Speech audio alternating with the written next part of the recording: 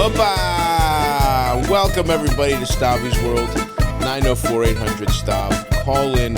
We'll solve your problems on this beautiful Monday of Christmas week. In fact, Elvis, why don't you play us a little something different? Maybe. Yeah, isn't that nice? It's beautiful. It's beautiful. The kids are, you're out there buying your last minute gifts. I ain't bought nothing. Well, you're fine. Your son he doesn't know what the hell's going on. Well, we got the boys' gifts. Okay. Sarah did that. Okay, that's good. My money. Yeah.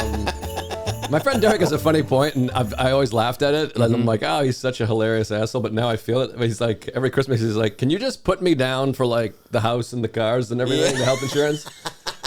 Like, just put my name on that. Like, That's my gift. That's my gift to you, you fucking thankless whore. You ungrateful fucking bitch. I work every day is a present. Every day you draw breath is a gift. Every fucking week, I gotta go a couple blocks and talk about whether or not I would or would not eat my dad's cum. And I work hard. I work hard in the podcasting mines. Thousands of dollars a year. Would you eat your dad's cum if you had to? What are the parameters? Let's make this bit a reality. Let's actually talk about it on Christmas. Well, would you rather eat your mother out to completion or blow your dad to completion? The age-old, and you can't do them both, by the way. Put me down. You gotta choose. Put me down for the combo platter. Put me down for the TGI Fridays. 3 mozzarella sticks, 4 chicken wings, some bruschetta. How about those mozz sticks last night, by the way? Was that something else? Yeah, they were good after the air fryer. You sure about Eldest? Eldest, you're always welcome. Oh, I should have. I went to Joe's we had a little holiday party. I just thought there was no help invited. That you couldn't bring you couldn't bring, did people bring their maids? I was thinking you guys were friends. I forget. Oh, no. Purely Stav doesn't answer my calls. Like, dude, I need a green light on this fucking post. Is this caption okay? Good for you. Who needs them? No, we couldn't have had Eldest in there, man. Me and Eldest were taking up too much living room real estate. Yeah, good point. It's a small place. That's the problem.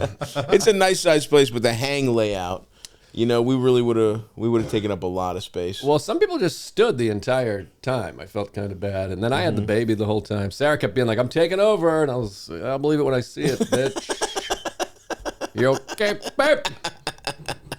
That's so true. We got to take women down a peg this Christmas. Enough already. We have to take mothers and women down a peg on Christmas.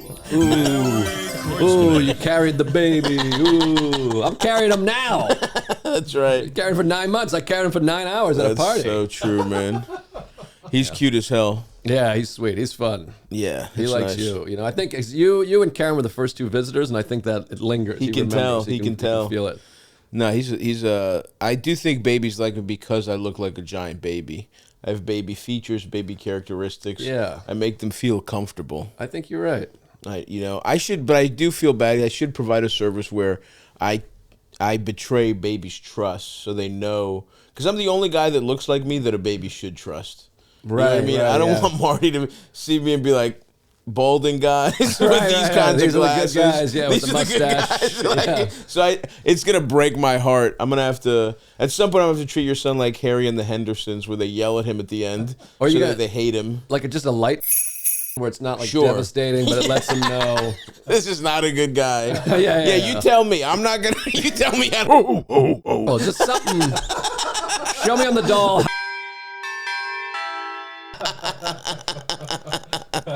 Maybe with a Q-tip. No. Just Merry Christmas. All right, cut. That's enough. We'll just beep that whole thing, Eldest. Yeah. But we'll leave in the act out. But we'll bleep out. Just totally mute. Yeah. Just us laughing. We'll leave in Q-tip. The phrase "show me on the doll." Yeah, I trust you, man. I'm gonna give you some Christmas. Your Christmas gift is a little chance to show off your creativity, Eldest. I know how you're always looking for more opportunities to be creative, man. Ha ha ha, Joe, that anecdote about Boston or Parenthood was so good. Thank you. But we should also let the people know where they can see you. You know, what shows you have coming up. Big shows, everybody. Huge shows.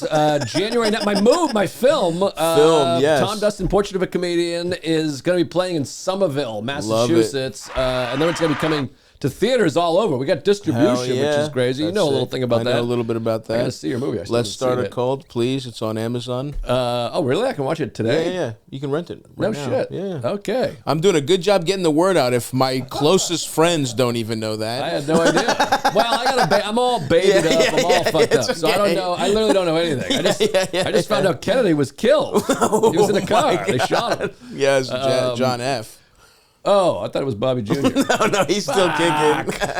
He's going to take polio vaccines away. Oh, that's good. That's dynamite. Finally. What a bag of turds that guy is. But anyways, yes, January 9th, Somerville, Massachusetts, my film. Have you watched the movie yet? I haven't yet. Oh, We're even. Yeah. Well, mine's been out a lot longer. No, when I was going to see it, I was on the road when it came, out. Maybe you're right. Anyways, the point is, it's out January 19th in Somerville. Then it'll be in theaters everywhere. And then Kansas City, January 15th to the 17th. The weekend after that, Sunnyvale, California. Love it. January 25th to the 27th, something like that. And the big one, April 19th, Patriots Day in Boston, Wilbur Theater. I'll be up there. Hell yeah. And that one's going to sell out. I'm going to be outside with a pressure cooker. I'm a survivor. You can't say that. I was there. You drunkenly attended. That's barely being a survivor. That was my first year sober. Okay, I'm sorry. I was 4 months sober at the time, and I was very close. I was at the mile mark, and it happened Free Adnan or whatever his name is. I was 1 mile away, and you probably do want him free, you fucking communist piece of shit. And you probably want Luigi to be free free too. Luigi for sure. Oh my god! Free Luigi, give him another gun, set him loose. Yeah, penny. Should give him $1 million for his thoughts and actions. Anyway, so yeah, come see me. The Wilbur, April 19th. Minneapolis, Acme, April 10th to the 12th. Go see Joe, and then of course we have Let's Start a Cult out for rental, and the Dreamboat Tour, very important. Tickets are out now. We're going all over the place. Me and Eldest hitting the road on a bus. We're West Coast all the way, Midwest, parts of the South. We're going to end up in Toronto, end up in D.C., so it's going to be a big tour. We're going to be going from mid-February all the way till May. Wow. Yeah, we're out there hitting the road. That's crazy. So buy your tickets. They're selling pretty well. We've already sold out a couple. Get them now. I know it seems early, but February will be here. February, March, April, May, they'll be here before you know it. So grab your tickets now. And they make great Christmas gifts, by the way. They do make great Christmas gifts. Last minute Christmas gift. You go, hey, I got you tickets to see Stavros. I got you tickets to see List. That's actually a great point. They are. This is very good, Eldest. These are actually great Christmas gifts, and you don't have to do shit. You're online, and you print them out. People will love them. The calendar is out, of course. We have T-shirts. So check it out. We got a lot of last-minute Christmas gifts at Stavvy.biz. They will not, if you're watching today, the physical stuff won't get here, but on Monday of Christmas, you can buy a ticket, print out the ticket. You're golden. Try that out, folks. Go get tickets to see me and Joe. And say, perfect last-minute gift for your family. And anyway, let's go back to those fun anecdotes about your big-dicked uncle. Ah. That comes like 20 minutes after. I know. How about Karen yesterday? She shows up with a hot coffee and just puts it on his little table. Just walks away. Just out. She's out. And then he takes it up, just picks it up and dumps it like he just won the Super Bowl. Just boiling hot coffee all down his arm, onto his head. Just mutilated. Like, thank you. Oh, that's why he had coffee stains on his little shirt. Yeah. Oh, that was before you got there, I got there late. He was just all brown. Like your neighbors. Time to move on from this place. All right, Yikes. Joe, we get it. You left Astoria where you'd been for, 15 years? 18. What a shithole. 18 years. A whole legal adult. Well, entire legal adult. I don't know how you do it. It's just trash everywhere. Manhattan Joe, how he forgets. I haven't seen a nanny since I got here. Yeah, the kids here are just looked after by their grandmothers, basically. That's nature's nanny, the grandmother. I had a little girl ask me if I was a nanny the other day. She's like, "Are you his nanny?" I was like, "No." In your neighborhood, you Yeah. They're like, "Nah, yeah. why are you?" Yeah, well, clearly you can't be a parent. Yeah. Parents are doing cocaine and closing deals, or getting Botox and having eating pills and drinking white I wine. think that's what they do down there. Yeah. You should come down. I might. Bring Eldest. Yeah, I can. I just need a place with a closet, like a large closet Eldest can live in, and a half bath for him. Yeah. Yeah. I think we have room for a small bed in whatever you find, and then if my wife's in town, we can crash on the bed in here. Just leave a bedroom function. Exactly. studio. You will mostly live here. That is going to be so funny if I get a different place. I'm like, Eldest, good news. You get to I'll give you a deal on my old bedroom. I'm already so close to utter serfdom that would be sharecropping fully. You just I couldn't do it. That would be so funny. But it would be, it's like I just transfer how shitty it feels for me to live here. I'm like, you know what? That feels bad. I'm going to get a new place. Eldest, though, why don't you do it? It'll be convenient. I could call you anytime to make an edit to the podcast because I know you'll have access to the computer. Now, when you leave here, this is like a 3-bedroom home. You're in a house here. Yeah. That's going to be an adjustment or a lot more money. You got to go smaller or No, I'll probably just spend the money. 300 times more money. Yeah, I don't really spend money on anything, to be honest with you. I can look at you. Not like me with my free bar stool. At least I'm wearing clothes I purchased. I always wonder, I don't know anything about bar stool. I've never listened. I'm like, am I just wearing like a swastika and I don't realize it? No, they're not that bad, but it is funny to be constantly. You wear that so much for someone who does not listen to Barstool at all. I don't know literally anything about Barstool. I've been to KFC and I like PMT. I know the pardon guy. My take. Those guys are awesome. I know the guy eats pizza, and I think he's like a Republican. Yes. What's his name? Portnoy. Portnoy. It is hilarious to be like, I'm the guy who eats pizza. It's like, what? That's what you're proud of, that you like pizza? That's fucking stupid. But hey, that guy has somehow become like a billionaire off of his blog. So hats off, I suppose. Yeah. Hats on. Santa hats. That's right. Santa hats on this beautiful Christmas Monday. Joe, recount us. What are some, last time you were here, we had a Thanksgiving episode. We tried to get Bobby. It was this Christmas episode was very last minute. Tried to get Bobby. He was mad that I asked him to do something last minute. So it's just us boys. But it is Joe. This is Joe Listmas here at Stavvy's I like World. that. Yeah. How about some nice Christmas memories? What do you got for us? What was your favorite toy as a child that you ever got? Do you remember? Boy, I remember I was a big Star Wars homo. Oh, so interesting. Which is interesting because I wasn't a kid really till 87, 88, but those movies just linger. I mean, they still linger on now, but it was 4 or 5 years after Return of the Jedi, but it was still that was the thing. Wow. And I remember coming home and getting, we did Christmas in the morning at my parents', and then we'd go to my one grandparents' house and then the other grandparents' and getting all these toys and coming home. And my mother one time was like, oh my God, we totally forgot a present. And if she was like, it was this one. It wasn't even from them. It was from her work friend. And it was the Ewok it was like a log that swung and bashed things up. I was a big Ewok guy, which now as an adult, I'm like, the Ewoks. The gayest part of Star Wars was your favorite. Wow, I was 6, you fucking asshole.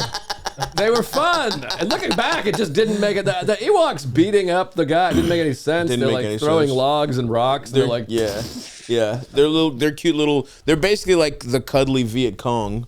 They're like guerrilla warriors. That's right. Which, maybe I'm back on board. Shout out to Uncle Mao. And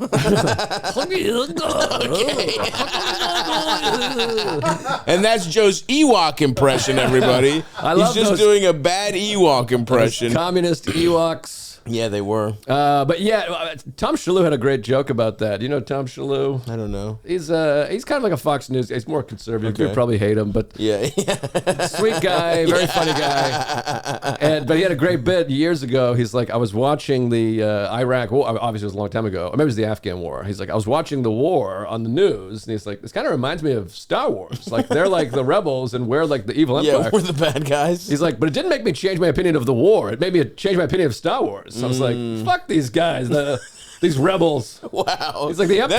That's good. He almost, for 1 second, showed some like critical thought. And he's like, no, actually, it's the space Nazis that are the good guys. That's a funny bit. No, I mean, maybe I'm missing something, but... He was like, well, that's because that's the easy way. It's a twist. Right, it's a funny twist. Right. You don't know comedy. Right. I'm sorry. You I don't know comedy, and I comedy. unfortunately have sympathy for the people of Iraq that we killed for no reason. Well, I think he's joking a little. No, I know. I'm kidding. What no reason? They were going to take over everything. They had the nuclear bomb, you retard. Watch the news. Right. They had nukes under the ground. They were going to shoot us in. Just stopped watching the news like in 2002. They were going to get us. Jesus. Man, poor Saddam. May he rest in peace. What a good guy. Now you probably don't like the Vietnam War either because you think communism wasn't that big of a deal. You think the Viet Cong wasn't going to take over the entire planet? Folks, I got to tell you about Thuma, a modern design company that has some of the best furniture and home goods you're going to find. When I was looking for a new bed, this is true, Thuma was not even a sponsor of Stavvy's World. I was just doing my research, looking for a stylish bed that was easy to use and that could support the weight of a plus-size gentleman and a guest or two, you know what I'm saying? I wanted something that looked good, easy to put together, and I got Thuma. Truly, they were not paying me a dime. I purchased it with my own money, the classic bed. I did that solely because I researched all my options and came to the conclusion that Thuma had the best looking stuff. That was so easy to put together. And then just because it was easy didn't mean it was cheap. It has like this interesting, I don't know, it's like these like notches that go into each other. It's like Japanese jointery, I believe it's called. Joinery, sorry. Jointery. Japanese joinery, brother. Smoke a doob and put your bed together, man. It's awesome. It's crafted from solid wood, precision cut for a silent, stable foundation. I can never put anything together. I put this together 5 minutes just by myself. I love this bed. They have a ton of awesome stuff. I have the classic bed. You might also want to check out their Nest dresser, the pillar bookshelf. Now that I'm spending a little more time in Baltimore where I bought this bed, I might be outfitting it with more Thuma stuff. So if you want to sleep on the same type of bed that I do, and I know some freaks like you are out there that are just going to buy it solely for that reason, so I want you to explore Thuma's entire collection. Visit www.thuma.co or the flagship location here in New York City. Pieces ship quickly and arrive straight to your door. To get $100 towards your first bed purchase, go to thuma.co. That's THUMA.co to receive $100 off your bed purchase. You're going to love it. I love it. I can't wait to go sleep on my Thuma tonight.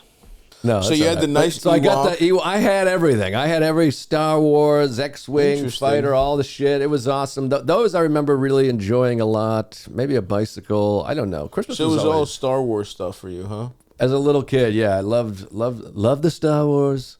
Yeah. I remember watching Star Wars when I was like 6 or 7 for the first time at Thanksgiving, because I had like an older family friend show it to me and being like, hell yeah, dude, I'm a fucking Jedi. Get me a little lightsaber, give me all that shit. But we didn't get that. I think it was very video game based. For me, all my best presents were like, I remember getting the Super Nintendo. The GameCube was a big one. Oh, we got a GameCube when I was already in high school, but it was like the best moment. Me and my brothers probably had our best relationship, where we had to like enjoy the GameCube for the first 2 weeks together. That's sweet. See, I never went above Sega. Sega Genesis was my last system or whatever. You a big Sonic guy? I love Sonic, yeah. I love Sonic and Chick-fil-A. Hello, folks. No, I was a bit Sonic, but video games, like sci-fi, wrestling, all ended for me at an appropriate age. Like at 11, I was out. Right. I got into like The Godfather and drinking. Yeah. I didn't drink till later, but I was like, I got really into sport, like Ken Griffey Jr. and like Michael Jordan and The Godfather became like the nucleus of my life. Interesting. Goodfellas, yeah. At 11, 12. 12, yeah. Like, I watched wrestling. I mean, the fact that there's people, well, this show, I'm probably going to trigger a lot of people, but the idea of being like, WrestleMania 75's coming on, everybody come over. It is the funniest part of Soder. Is that he's like, is that with the same earnestness and like depth and like love that he has, and as a good friend as he is, he will turn that exact level of love and care and devotion, if not more, to wrestling. Yeah. And it's like, damn. For a second, I'm like, I respect Soder so much that maybe wrestling isn't gay, but it is, obviously. It's pretty gay, I think. And look, it's fun. I remember, were you there where we got high and watched the Royal Rumble on like YouTube? Or was that me and Benny Buttcheeks? Oh, fuck. Yeah, that was at your house, right? That was fun. I mean, yeah. To like just kind of pop in as a nostalgic thing of like when you're with the fellas and you're stoned and it's like, let's just throw on a Royal Rumble. Like those are fun. Or like you throw in like some old guys that you remember, but to keep up with it is kind of tough. Oh no, I watch wrestling all the time now. Like I was just watching it on the like Saturday night main event from like 88, 89. Yeah, like, you give me like a Bret Hart versus Randy Savage. Yeah. 80s. I love it because now when everything that was fun when you're a kid is fun to watch as an adult through the eyes of like adulthood of like, oh, these guys were like swilling beers in the back and thinking kind about of going thinking over about like, oh, you actually doing it. Yeah, that stuff is neat and fun. Yeah. But the idea of being like, I don't know, he's gonna win. Don't you think like UFC really has destroyed wrestling? Right. Like it's an actual fight. Real now. It's a cool real fight. Yeah. So and it's the characters are interesting too. It's always like these like cyborg, like, you know, Chechens or like a colorful Irishman or like, you know, some fucking the jackedest black dude you've ever seen in your life. Yeah. And just like, you know, there's former Olympians. Like, it really is a fun mix of people. No, it's the best. And No, you're right. It really has taken over that. Because you can't, I mean, I guess plenty of people, I mean, I think the same company bought both. So they're trying to like kind of, which I guess makes sense to kind of like marry the brands together in a weird way, but who knows? Yeah, that's interesting. We stopped watching wrestling because I gave my brothers a black eye doing a Stone Cold Stunner. Nice. We're different in age. Like Stone Cold was, I guess I was in high school when that came out. But I missed that whole thing. Yeah, we have just enough of we have just a little gap in our ages. I was born in 89. Yeah, I was 82. There you go. So I was 7. A nice 7 years. You were 7. Yeah. That would have been nice, man. That would have been fun. I would have been happy to show you the ropes. Hang out with some fat little baby. Yeah. I could have been good for you, I think.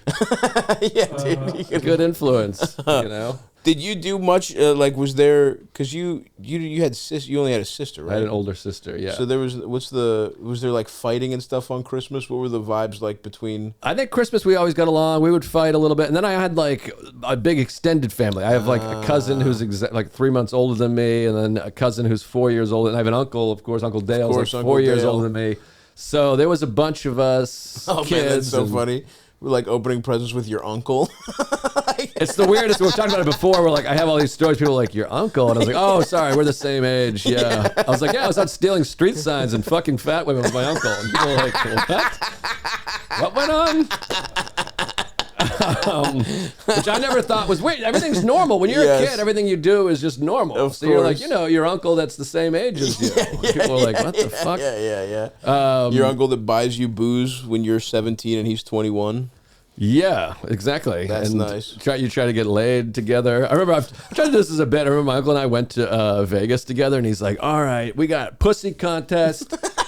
And he had like a system. He's like 5 points for a fat chick, 8 points for an old lady, a black woman's 10 points, whatever it was. You know, a peg leg is whatever. Yeah. And I was like, we're not those guys. Yeah, like, I'm not. yeah. Like, I'm gonna fuck like a bunch of women. How about if I fuck one woman? It's 1,000 points. And neither of us even spoke to a woman at any point the whole time. Like, and Uncle Dale, he's like a firefighter, and he's very handsome. He's got a huge cock. He's like built. Does he? Yeah. He's got I never saw he's got a prick. leg of a cock. Yeah.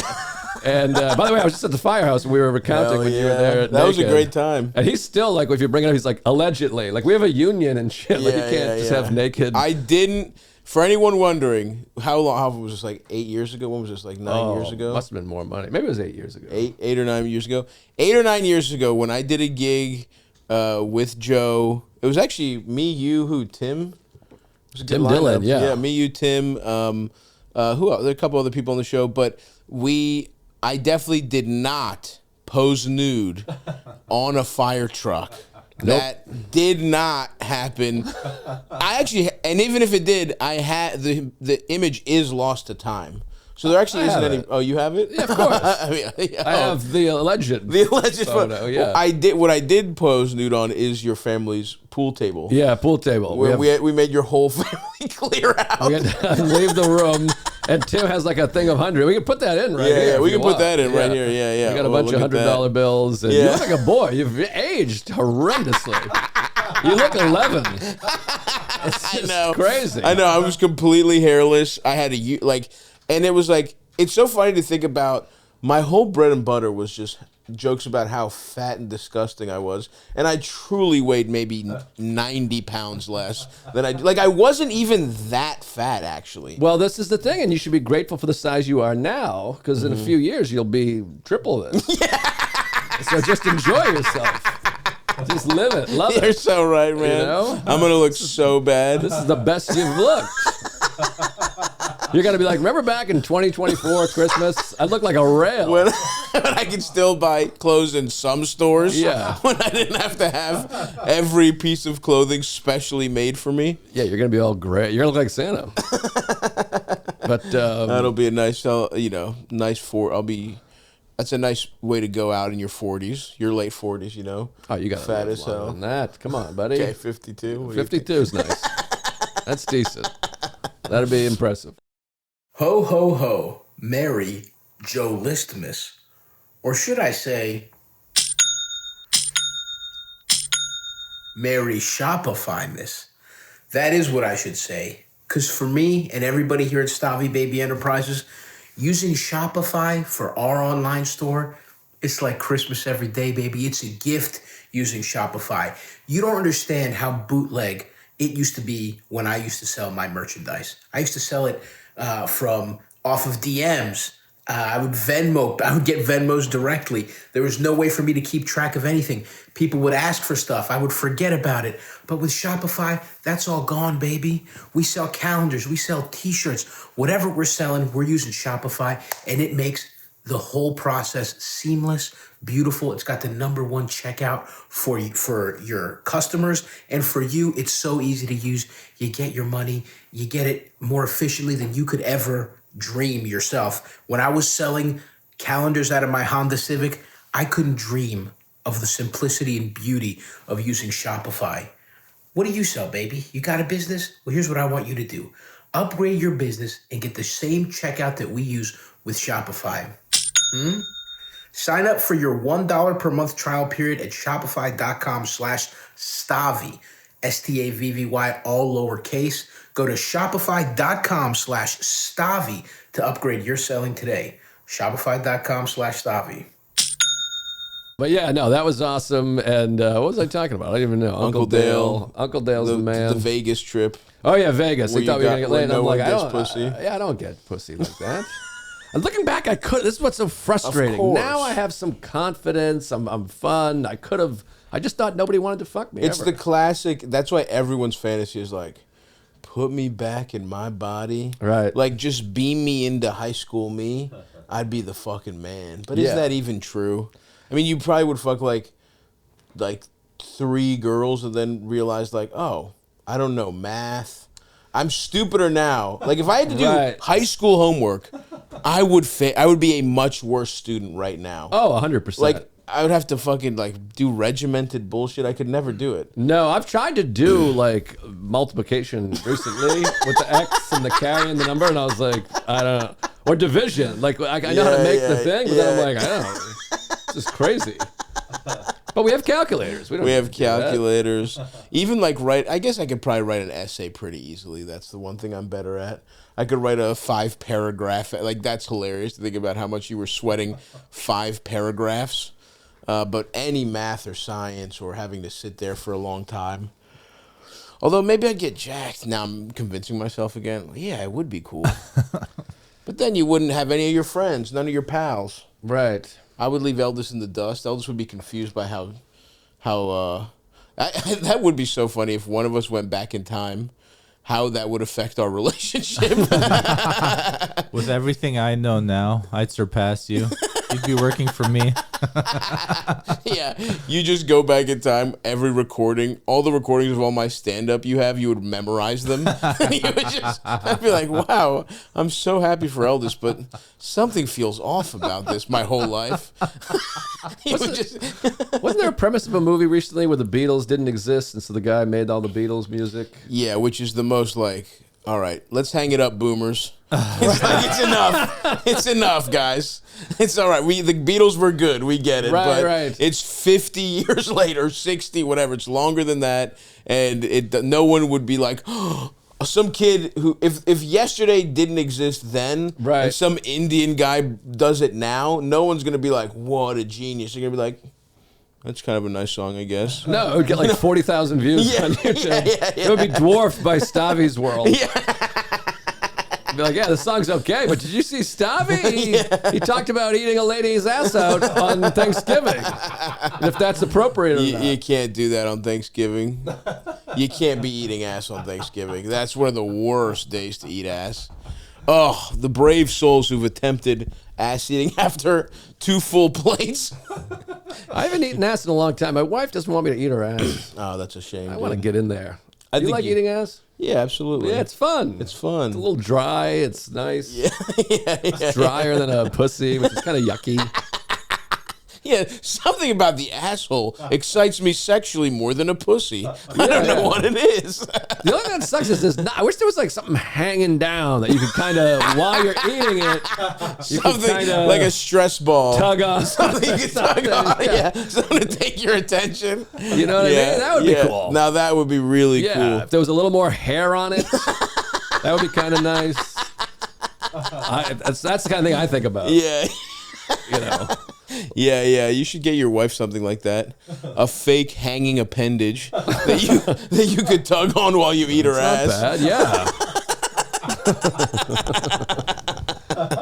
Oh fuck, dude! I love that. I love the idea of going on adventures with your uncle. With your 4 years older uncle. Oh, wow, he was like the main. He must have been like your main big brother figure. Absolutely, yeah. It was awesome. It was so fun. And then he graduated the Fire Academy the same time I started doing stand up, like the same week. So we were like in this new. And then we had all the firemen and comics mixed together, which are very similar occupations. Yeah. Because they work like just 2 24-hour shifts. Yeah. We work, 3 half-hour shifts.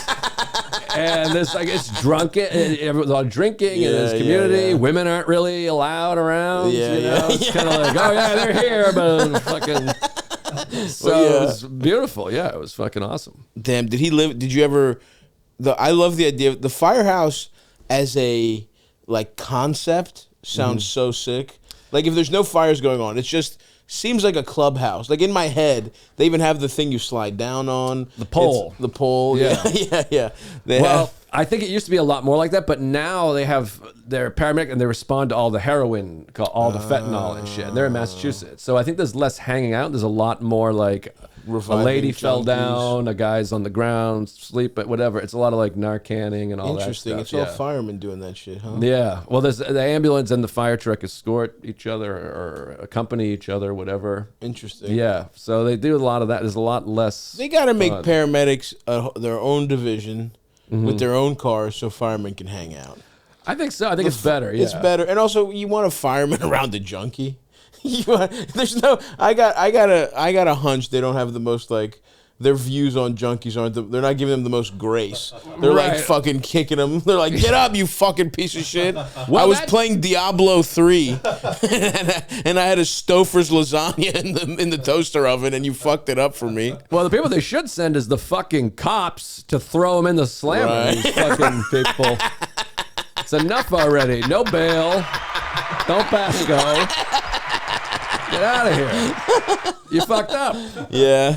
Joe's becoming more conservative after moving into Manhattan. Lock him up. Yeah, your classic downtown Republican. You know what's sad is the rain. It used to snow. It doesn't snow. There should be snow. It's raining. I got wet feet, which I remember last year I came. You gave me socks, which I still wear. Do you want something more socks? Nah, it's all right. I'll give you more socks. Nah, forget it. Well, last time was my fault. I had taken a shower.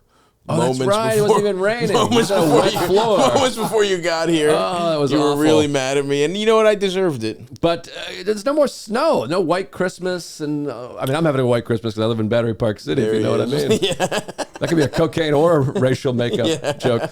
But don't you miss the snow? Don't you think of snow and Christmas together? Yeah, snow, Christmas, December. This is the best time for snow. Of course. Afterwards, it's like, if it snows in like January and February, you're like, fuck this sucks. It's gray. Yeah. All you're thinking of is the slush. You're thinking about your commute. But if it's snowing on a week that you're just going to be home anyway, it's so beautiful to just let the little sprinkles fall down. You're fucking drinking hot cocoa. It's beautiful. It's yeah, awesome. It's the best. Are you going to go to Mass? I gotta go to Massachusetts. First we go to Texas, and wow, because Sarah's family's there, and for some reason it's opposite of a Christmas vibe right there. I know, too hot. It's very frustrating because the last few Christmases we did here in New York, and now we have a 1.5-year-old, and they're like, "We're going back to Texas." I'm like, "Great." No, the 1.5-year-old buys you 3 years of New York, I would think. Well, that's what I said. I put my foot down. I'm like, next year we're doing New York because. Now he doesn't know anything about Santa. He's a year old. He doesn't really give a shit. He doesn't know what the hell's going on. But next year, I'm like, I'm not telling my son that Santa will find our Airbnb in the hill country. It's like, come on, that's crazy. Like, you want to have a Christmas with decorations and the bullshit. So next year, I think we're going to have morning Christmas easy in New York. Yeah. And hopefully no family comes. And then as soon as we're done in Texas, we fly back to New York and then drive to Massachusetts for that New Year's week. We do New Year's Eve and have Christmas up there with my family. All that travel sucks. It's a lot of travel, especially with the baby. And I say you fake something. You make some kind of illness happen. Yeah, that's not bad. Maybe I'll try to do that. Well, we're going to Austin, so I can get some gigs in. Some stage time. Oh, never mind. Yeah. I take it back, dude. It's maybe totally do a worth big podcast while I'm there, and you know. Oh, I see what this lock them up stuff is about. Yeah. You're trying to get on record. You're trying to get a good. You're trying to do Kill Tony with Jordan Peterson. I gotta stay in over there. You go where the money is. Go where the money is. Trump is misunderstood, I think. The guy can run a business. The country is like a business. You know, similar. You know how your bosses always love you and want what's best for you and never fuck you over? Of course. This guy can run a business. Business was good during his time period, you know. And, you know. Fuck. That's so fucking funny to be... Yeah, just throwing a couple gigs on Christmas. That's how I mean, this is the first time I'm not working basically until Christmas Day. Like, I realized I forgot. Last year I was going to get my mother a cell phone, and I just realized an entire year went by and I did not get it for her for Christmas because I was promoting. My special was last year, right? Yeah. Damn, that's crazy. It was only a year ago. I'm going to watch it at some point. No, I watched your special because I use the same guys you use. Yes, those guys are great. Those guys are awesome. Willie and the other guy. Yep. Willie.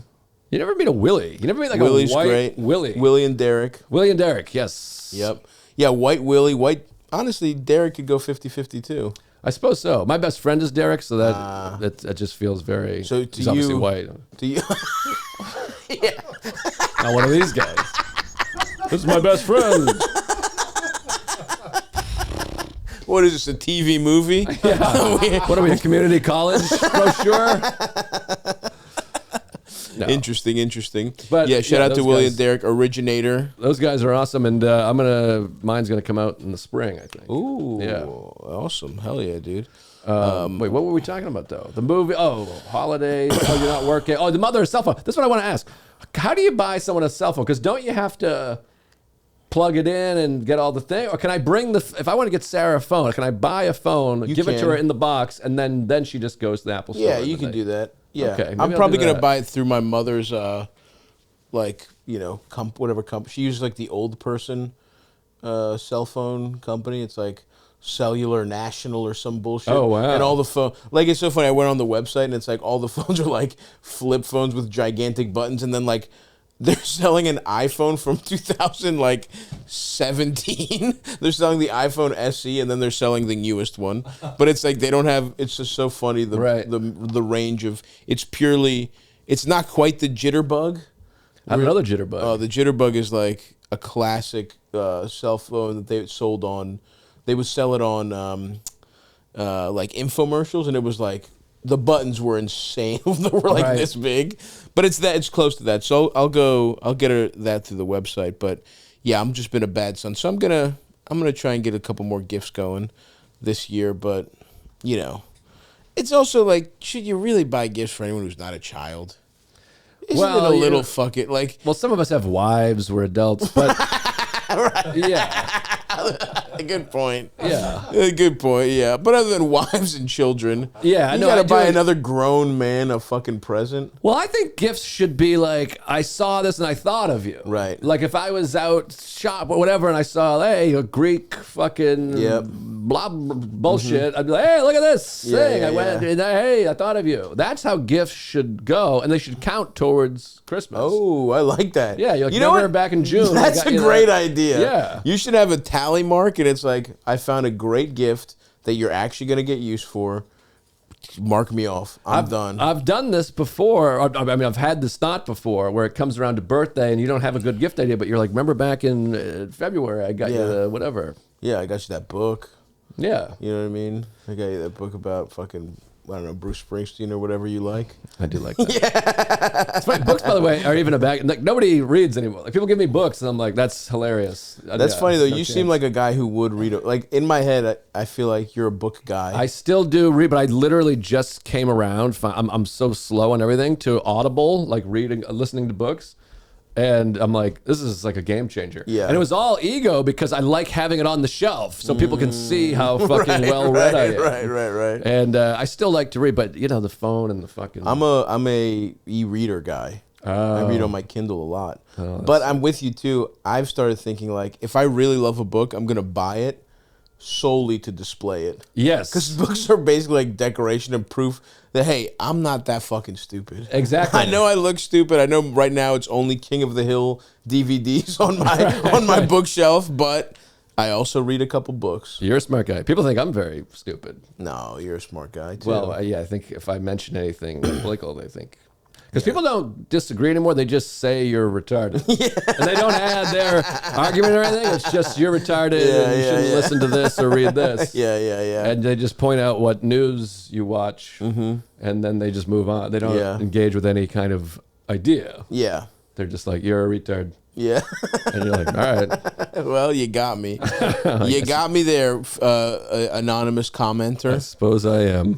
But, you know, I don't want to engage with, I don't want to have a conversation with random people from the internet either. No. Call me a fat lib if you must. I don't give a fuck. But every once in a while I will engage because I just want to take them to a place where I'm like, okay, so you're stupid. Yeah. I do. Yeah, it's bad. Yeah. It's bad. A guy told me I was oh man, I almost want to read the dialogue. It's like hilarious. He's like, your political takes are retarded. You're a fucking idiot.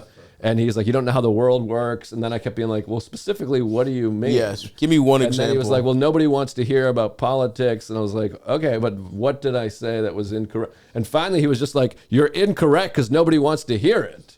And I was like, well, so that's different. Not. I know. I mean, a lot of times, though, no, don't leave politics out of it. Just means like, I think something that is bad and people judge me for, but I don't want to. I want to just laugh. Right. I don't want to be reminded that like my ex-wife, won't talk to me anymore.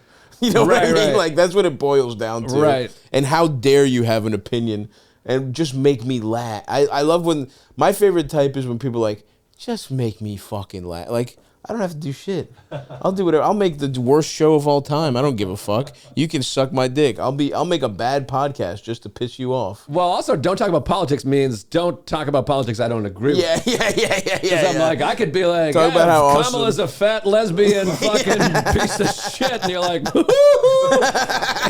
only when I'm like, I don't know, Trump seems a little weird. They're like, That is interesting. It's only ever that. Yeah, I'm like, we've made a Hunter Biden laptop. Go crazy. Yeah, and by the way, fuck Joe Biden for pardoning the judge that was selling kids to for-profit prisons. Hilarious. He just truly is a piece of shit. On that. I don't know what's going on. Yeah, you'd probably like it because of the ethnicity most of those children were.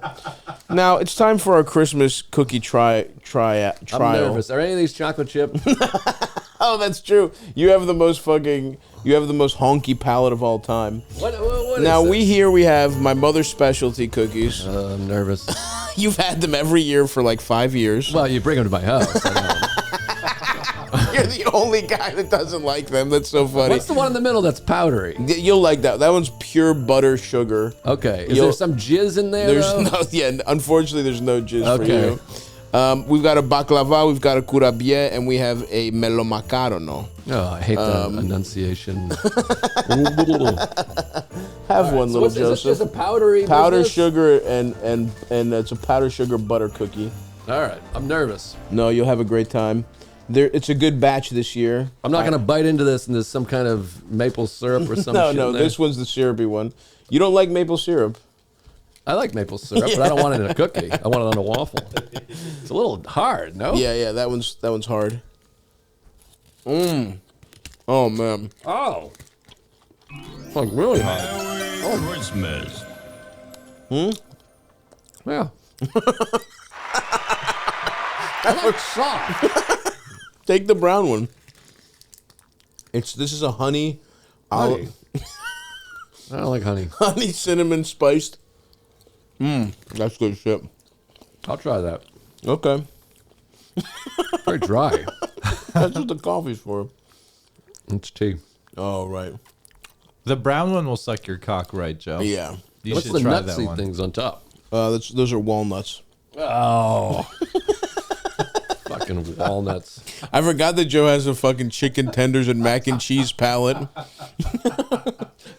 But you shame me. You're like, oh, I'm a man of the people, poor people, and I like the poor people and the thing.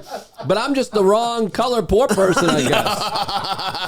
Right? I mean, like, shouldn't you be empathetic towards me? You love homeless people and criminals.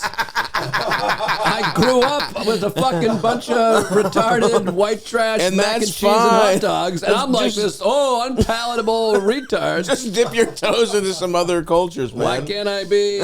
I've been to more countries than you have, you son of an onion. I've eaten whale, I've eaten squid, I've eaten the other thing, reindeer. Okay, that all came from one country. That all came from Norway. So yes. I've been to Israel. You're probably mad at me. Yeah. But I've also been to Kuwait and Iraq and Turkey as part of the military complex. Wow, some cool places you've Entertain listed. the imperialists. You probably had McDonald's on those bases. No, Nate as much as you make fun of me, Nate Bargatze, who's improved his diet, he was like adamant when we were in Istanbul that he's like, don't you want to taste what Turkey McDonald's? And it's like me and Louis Katz. And when I'm like on the side of like, what are you, out of your mind? Culture, yeah. You're that's the a bad cultured sign. one, yeah. He's like, but it's a different McDonald's. It's like unique. And I was like, if we're here for a week, we're here for like 5 hours. Yeah. Oh, that's hilarious. That's where horseshoe theory is, because I'm with Nate on that one. Like, that's where. What does Joe think of my mother? Much better. See, that's my mother's specialty cookie. She's so good at those. Well, why didn't you tell me that? You got me eating a fucking dry. Well, because powdered... we start there. This is fantastic. Thank you. This is very good. Take a box home for your wife and child as well. I would love for Marty to have a little piece of those. I might need a liquid death. This is rough. Not rough, but I need a beverage. It's rich. Eldest, why don't you get a liquid death for our guests? If you don't mind, just a regular, the white one. The you know what I mean? Not we have them on the counter. Okay. Nice warm one would be great. A nice piss warm. If there's a cold one, I'll take it. Jesus. We're all pals. We have Gatorade Zeros in the fridge. No, but I do think it's unfair that I'm shamed for my palate. I grew up I'm poor. Well, that's where you started. I started the exact same way. I didn't have the only food I ate. The only like ethnic food I had, other than Greek food, which doesn't really count because that's what I am. I didn't have tacos till I was like 16. I didn't have like all we ate was Chinese food and pizza, like carry out Chinese and pizza. That was the exotic food for us. Everything else was Greek food, and so it took me. I kind of have been figuring all this shit. I was scared of sushi. I didn't know what ramen was except for the 99-cent. Yeah, same. Top ramen I'm still stuff. like that. And I still think children shouldn't get to have good ramen, by the way. Is that it? It's warm. Nah, what's that? Cold. It's like a. That's the iced tea. I don't need A that. couple of these. I'll just go water. I'll just go warm water. Thanks for nothing. Eldest, bring me a Gatorade Zero, please. Which one? I'll go blue, actually. Thank you. Maybe I'll have orange. Yeah. No, but we all actually came from the same palates, I think. We all have trash palate. Eldest still exhibits trash palate. I do. I mean, syndrome. I'm varied, but nothing like some chicken tenders, some mac and cheese, just plain food, no bones, like easy to chew. Soft. Yeah. Just give me some sauce. I want food I can swallow. You without must have even been a chewing it. KFC famous bowl fan. Well, no, we never did KFC. We were all Burger King and Papagino's. It was all pizza, French fries, and spaghetti. Like spaghetti, mac and cheese. Very, very. Yeah, was that the big meal? Like, if it's like, because we probably did pizza. That was our big, like, Friday. We'd get pizza or Friday Chinese. pizza, yeah, for sure.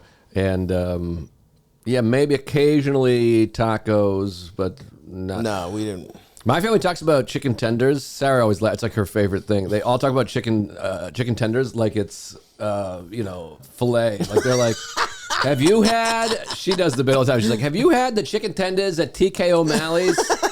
Oh, to die for. They're not as good as the one at O'Donoghue's. O'Donoghue's chicken tenders, forget about it. It's fucking crazy. You think you died, went to heaven. But the real one is down at fucking Casey McElhaney's chicken tenders. That's fucking Those awesome. ones are fucking out of this world. So it runs in the family. What was the, like, did you have like a, where would you go for like a fancy dinner? Like something to celebrate? Spaghetti Eddies. Okay. It's called in Foxborough, Massachusetts. Hell yeah, dude. Which I don't think is there anymore. That was like the big Spaghetti Eddie. Spaghetti Eddie. Guess what? You've been good. Yeah. We're going to Spaghetti Eddie. I'm like, oh my God. Yeah. You know it's fancy when the restaurant rhymes. Spaghetti Eddie's was the fucking shit. And maybe, I don't even know. I think that's pretty much it. Yeah, I mean, we were a fucking Applebee's and then a Chili's family. And then we would go to, there was always Greek restaurants. My mom was a waitress in one, so it didn't feel that, but they felt a little, because they weren't chain, they were the only non-chain restaurants we went to, but we knew, you know what I mean? It was like we knew the people who owned them. It didn't feel as special, but they were nicer than, but we were like Chili's, Bertucci's. Oh, Bertucci's Shout out to was big, Bertucci's. yeah. That was a little later we went there. What about Ground Round? Was that national? We didn't have that. The Ground Round? Maybe that was a local thing. That way you could get ice cream in a baseball helmet. Ooh. That was like the dessert thing. That was like, they were like, let's take fucking ballpark food and serve it outside the ballpark. That was big. And I was talking about this the other day. My family like still bust my balls because my grandparents' church friends took me to the Nutcracker once, and I was like 7 or 8. And I asked if there was a hot dog guy. I was like, is there a hot dog guy? And they still bring it up to like, the hot dog guy. He thought the hot dog. And I felt like shame. I was like, oh my God, I guess I'm a fucking idiot. And then you look back and you're like, I'd only ever been to Fenway Park. I was 7 years old. Like the only time I'd ever been in a crowd. Right. There's a guy walking around yelling hot dog. Yeah. Now, as an adult, you look back and you think the idea of the Nutcracker, there's a guy going, get your hot dogs. Who needs a dog? Yeah, yeah. I mean, it is Well, funny. by the way, I'm sure it wasn't at the fucking Symphony House. I'm sure it was in some fucking, at the like community college and wherever the fuck. No, it was the Oh, it was the Nutcracker. actual Yeah, Nut- because oh, it that's was even like, funnier. It was Okay. These church folk, and they wanted me to be cultured. They're still yes. around, by the way. They're in like their late 80s. Oh, wow. Yeah, Nice. you'd be fascinated by our family friend Ruby. She like lived in Mississippi. Her husband was like a reverend, and then she like tore down the KKK. They have these crazy stories. That's so cool. Yeah, social bring worker. her next She's time. one of you with the bullshit. Bring her next time. Yeah, maybe I'll bring her in. You'd like her. I She would thinks, like her. Minorities have it harder, and all this crap you're always talking about. She thought the KKK was bad. And You're just trying to come to a conclusion. You're just open-minded. You're just asking questions. I'm one of these guys that just asks questions to Milo and Alex Jones and Donald Trump. I'm never really just asking questions to anyone else. They're just trolls. They're just trolls. It's not a big deal. Jake Tapper and Kamala Harris and Jim Acosta, they're never just asking questions or trolling. They're evil. But I'm apolitical. Yeah, I am apolitical. Yeah. Being apolitical is the funniest part of it. I'm apolitical. I just like to go hang out with Tucker Carlson and tell everyone how nice he is. I don't really get into politics. I'm just having zins with Tucker. An exclusively political figure. Fuck. Well, that is very funny. To hit up the Nutcracker and ask for a hot dog. But I'm with you, by the way. I'm trying to think if our school used to take us to shit like that. Did we see the Nutcracker? I feel like I did as a youth. Maybe my parents took me. But I would have been looking for snacks, by the way, for sure. It's kind of crazy they don't have snacks. They should have snacks, and I thought, like, we were in Boston. Yeah. I got in the car and drove to Boston like I do 2 times a summer. Right. And we parked and we went to a thing. So it makes sense to me that there'd be a guy. It's funny that they're still busting your balls. Yeah, they're like, this fucking guy. I tried to do this as a bit, too. I went to Space Mountain in 1991. I was 9. Mm-hmm. And then when I got to the top, it was... I don't know if you ever went to Disney. I assume not. It was like it wasn't like a roller coaster where you sit next to each other. It was like single file, and I wanted to sit with my mother because she was like squishy and fat. And I wanted to be like, oh. So I chickened out, and now they're still like Space Mountain, this pussy, and I'm like, you guys have never left Eastern Massachusetts. Like I've been to like South America many times, in the Middle East, and I live in New York City. Burger King in Peru. Yeah. I'm like, I've like pursued a career, and I'm like, I've done Madison Square Garden. They're like, Space Mountain, pussy. I'm like, I've been on a helicopter in Baghdad. You fucks. They let me fucking throw a bomb on an orphanage. I got to do it. I high-fived guys that have killed children. What have you done? We actually were at Saddam Hussein's house. There was a moment where I was in Iraq with Nate, and we had bought Cubans, and there's a driving range at Saddam Hussein's palace. You can hit golf balls into like his Mecca pool or whatever. And you're like, this feels a little weird. I don't like Saddam Hussein. I hate the guy. I'm glad he's dead, but it feels weird to just be like, take his house and make it a driving range. Yeah. This couldn't be a hospital for the people of Iraq. It's a place for soldiers to blow off steam. It's like a humidor with Cubans in it, and you're like, this feels a little weird. You know what? I forgot. Before we get into that, I brought a delicacy for you. Please. That's kind of my culture, and I'd like to. I can't wait. I'll be right back. I think you're gonna like it. I can't wait. Hold on. Can you kill time without me? Absolutely. You'll be all right with I'll that. be okay. I did that bit at Rogan's show, and he was like, "Yeah, man," and I was like, "No, I know." I was Rogan and Louie, and I was like, "Are you guys be all right if I'm not here?" And they're like, "This, yeah." I'm like, "No, I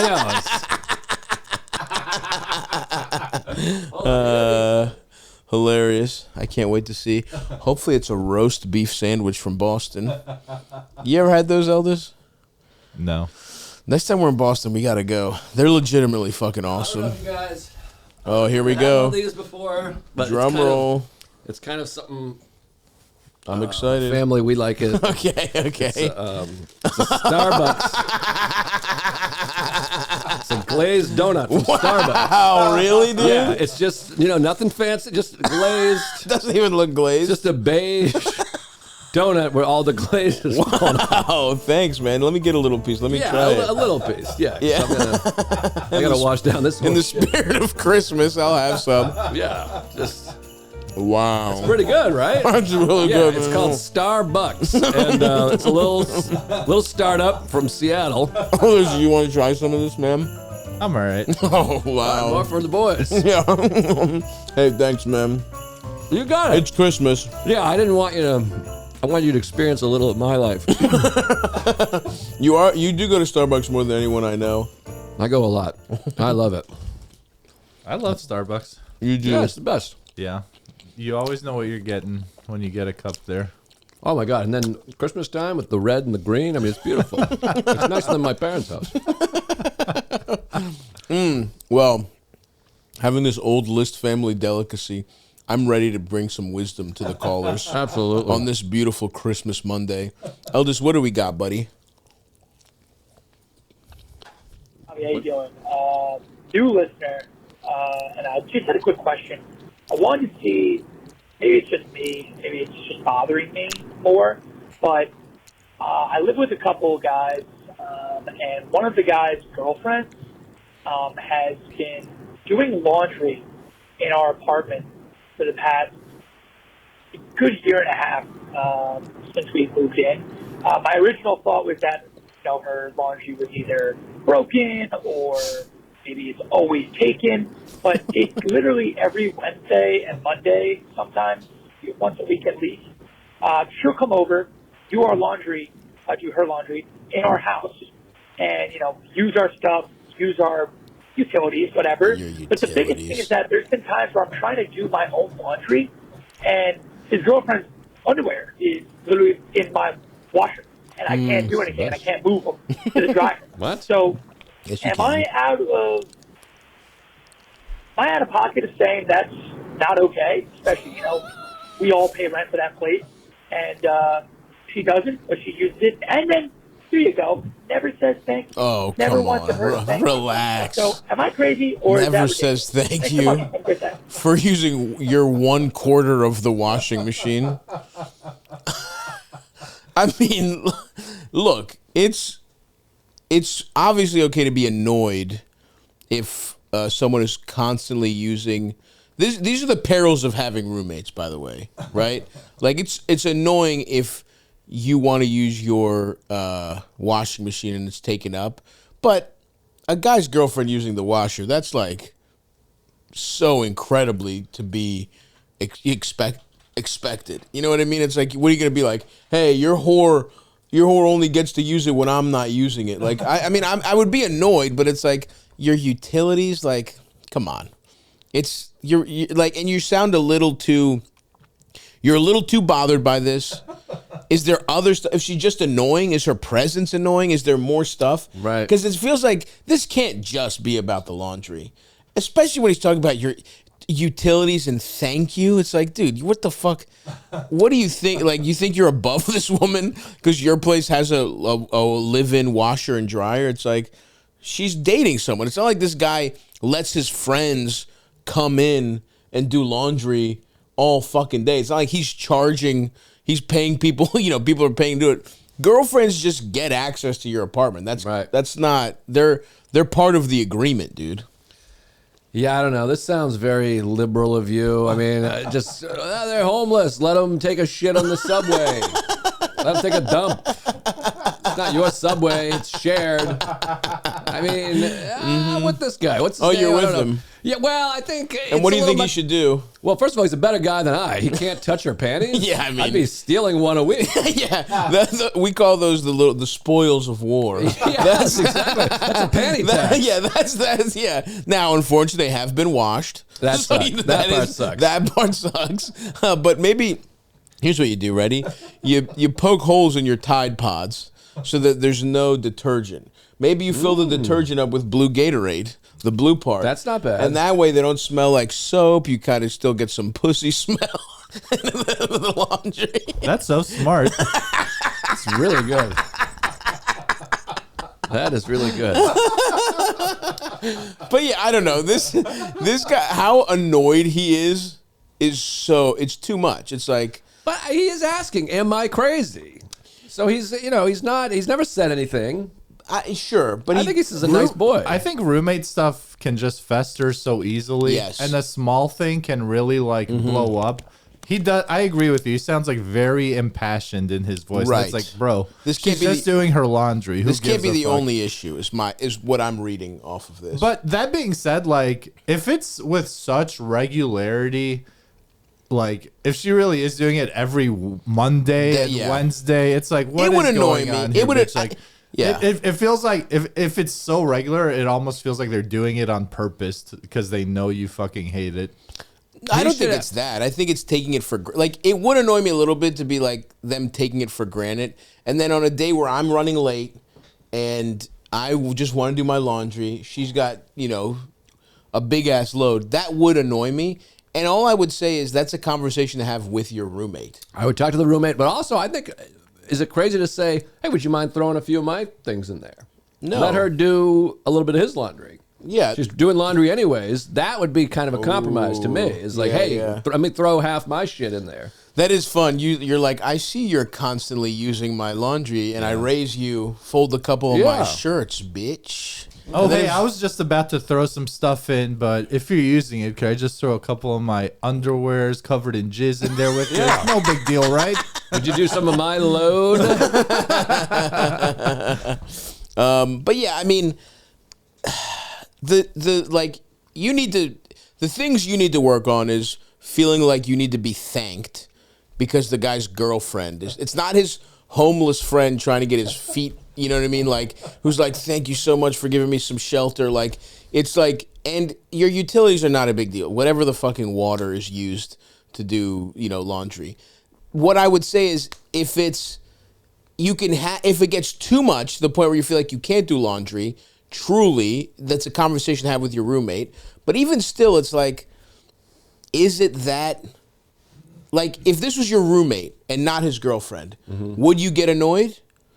Because if the answer is no, if they're not on the aggregate doing more than what the amount of laundry a roommate should do, then you kind of have to let this go. Because whether it's his girlfriend or not, I feel like girlfriend is a protected class under a roommate. They pretty much get to, they get to use utilities, especially if it's like once a week. Like, I know once a week is annoying. The regularity is annoying, but is once a week that often? Is it that much of your life? You know what I'm saying? I think so. I could see getting annoyed at that. If once it's like a week, who gives a fuck? I don't know. Well, how much more does people do laundry? What you gonna be doing? 5 days a week? No, that's what I'm saying. Is like, but also, I don't know. I mean, it's like I get. Maybe you could have a conversation to be like, hey, can she do her laundry at a time that you will never do laundry? Like, could you have a conversation with your roommate to be like, hey, man, this is a little annoying. I kind of want to use these times are really bad for me. This is when I do laundry. Can she do it X day? You know what I mean? Like, if this is going to be a regular thing, then let's treat it like a roommate dispute and be like, this is her time to do laundry or whatever the fuck. You know what I mean? If it's that crazy, but... May I add this also? The thing about her not saying thank you, I don't think he needs a thank you for everything. I don't think he's an asshole. I think that builds up after a while because you're like, at least... Right. It would be nice if at least she went, oh my God, thank you this is so much. Nice. You're saving me. It is crazy to use someone's laundry every day and never be like, hey, thank you, I know, whatever. Yeah. So I think that probably it built and built and built, and then he added that. The thank you would be nice for sure. Thank you would be nice. On her You're part, coming around. If I was counseling her, I would say, hey, this could be kind of annoying. Just be gracious about it. Maybe get the guy a Starbucks donut every once in a while. Like, you know what I mean? Like, I got too. And I get it. On her part, like, she could be more thankful and that would make this a non-issue whatsoever. Exactly. But at the same time, if I was like, I guess to put myself in her shoes, if I was like using my girlfriend's laundry all the time, I would probably be a little more. He probably just doesn't like this girl that much, and she's doing something a little annoying, and it just fucking festers over time. And I would tell you, this just goes. Personally, I think this just falls under the annoyance of having roommate category. Right. Like, work harder. Get yourself by your bootstraps. Exactly. Yeah. Absolutely. This just is. It doesn't sound that crazy. It's definitely annoying. You're right to be annoyed, but it seems to me like it falls within the like. Sucks to have roommates, bro. Sometimes like when you have to do laundry, your roommates are gonna be in the fucking laundry machine, and I think it just annoys you because you might just not like how often his girlfriend's over. That's another roommate thing. It's like if she's over the amount that it's like this is an extra roommate, you could have the conversation of like she needs to be fucking paying rent. But if it's a once a week thing, you're not there and it's just annoying. Also, Sorry. steal the panties. Steal her panties. Take a pair of underwear. Take a pair of underwear and hang them in sell your them. House. Yeah, sell them. Sell them. You know what I mean? Create an AI generated, Wasian with big tits. Pretend you're her. Make a Instagram, and then say they're her panties and sell them and make a quick buck. 100%. I think we solved it. Yeah, done deal. We solved it. What else we got, Eldest? Uh-oh. What's that? Holy shit. Do you hear that, Joe? Whoa. You hear that music? What the hell? Where are we going? Is it fucking time for the motherfucking twisted ass fucking question of the week or whatever it is? We're still working on the name. So we have a particular, and I know you're a sober man, but not anymore, baby. I bet every time you lay eyes on a Twisted Tea, you really rethink those years of sobriety. Well, that was my drink of choice, of course. You were a Twisted guy? Oh, yeah. I had nothing like cracking a Twisted Tea and watching some WWF wrestling. Those are my two things. I would vote Republican, watch wrestling, and drink Twisted Tea. Let's keep it apolitical for the sponsors, Joe. This is where we are apolitical when it comes time to promote the product of our pals over at Twisted Tea. So, Eldest, what is the twisted ass fucking question of the week, man? Hey, Stavvy, long-time listener, first-time caller. I'm in a bit of a situation. So the holidays are coming up, obviously, and Thanksgiving just passed. So Blackout Wednesday had occurred, and I hooked up with my ex-girlfriend of like 3 years removed, like really messy breakup. That's keeping it twisted. Yeah, baby. My boy's keeping it twisted as fuck.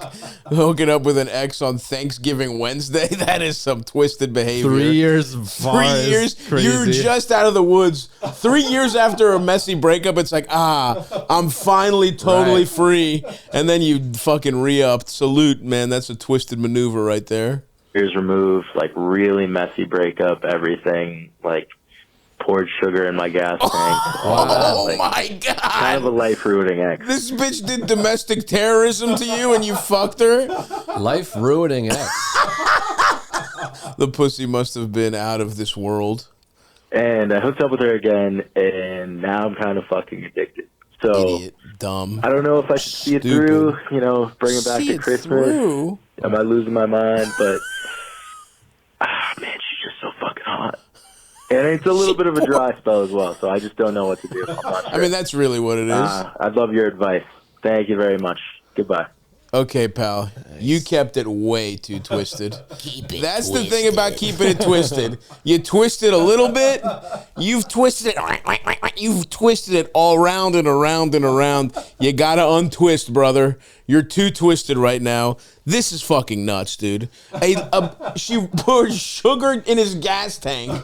She destroyed his car, it sounds like. Maybe she's improved, though. It's been 3 years. Maybe she's been seeking help, getting therapy. I suppose. It doesn't sound like it, though.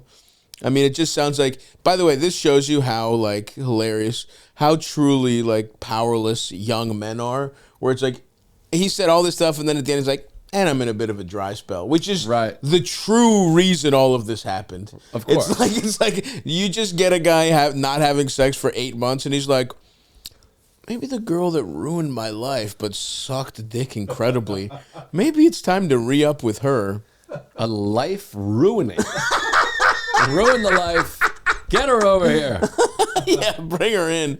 Yeah, dude, I mean, you're so stupid. You've made a huge error because you have no self-discipline and can't just try and break through a dry spell honestly. It's like I think we've used this metaphor before where it's like you're thirsty and you go back to a well that someone took a fat shit in. And you're like, at least there's some water in here. Where what you should have been doing is getting a fresh Twisted Tea. There it is. Instead of poisoned water from the well of the insane ex. You should have cracked open a delicious twisted tea, brewed with real iced tea, by the way, and 5% alcohol by volume. One of the finest game day drinks you could possibly have. Yeah. That's what you should have reached for, not for the proverbial poisoned well of your insane ex. You've made a huge mistake. You need to back out. It's Christmas Monday right now. Do not fuck this girl again. Get out. You've made a mistake. This will be hard. You are addicted. You will go through, head withdrawals from this woman. It's just, unless we're missing something, which I don't think we are. No, it doesn't seem like it. I mean, poured sugar in the gas is a crazy move. You broke up with me. That's crazy. Here's sugar. Like, I'm going to ruin your car. You're out, anywhere from $5,000 to $40,000 because of this woman. It's like, come on, man. And you know it in your voice. You can hear it. You're saying it. You're not like, oh man, I'm so happy to be back with this girl. Like, she's gone to a lot of. He didn't say any of the stuff you might have speculated. Where it's like, I'm not saying it's not possible for if this person was going through a psychotic break and they've gotten help and whatever. And even then, I would be like, good for her. Let her fix her life with the next guy. It ain't gonna be me. I think he can totally keep it very twisted here and just fuck her again over the Christmas holiday. Here's why. You're keeping it too twisted, Eldest. Here's why. The damage is already done. They already fucking fucked on Thanksgiving. Oh, you smoked crack one time. right. What's 3 more times over the holidays? You know the holidays. Crack. You know the holidays when people don't have any mental health issues, suicides don't go up or anything like that. This is the time to mess around. I had to stick with the theme of the show. Well, I think year 11 of the Iraq War. I think this one, this is the year we crack through. Send a few 100,000 more troops. Let's get a couple more troops in there. This is when the tide turns. I think you can fuck her once or twice more times before New Year's, and I don't hate because this plan. the holidays are kind of like that in between thing. You could still make a clean cut and just get it in while you're home for the holidays and just shake it off after that. This isn't crack. This is just some warm and fuzzy. No, you're right. It's heroin. It's pills. It's not crack. I know what you're saying, and I'm not. I do think there is it's the whole thing of, are you really going to start a diet on December 20th? Right. Probably not. Having said that, once you give yourself permission to just lean in, it can get dangerous. Right. Like that. All I'm saying is the quicker he cuts this off, the better. And if he takes couple more suckles of that forbidden teat, he might get too addicted to cut it off, dude. That's all I'm saying. The quicker, if this is a one-time thing, it's a lot easier to stop than if it's a 3-time thing. In my experience with this literal issue. Also, can I say this every episode I'm on when it comes to advice? Have you ever heard of jerking off? I don't get it. One of these people just beat off. It's like, absolutely. A dry spell. Yeah. I have a kid. We go a week without fucking and I beat off.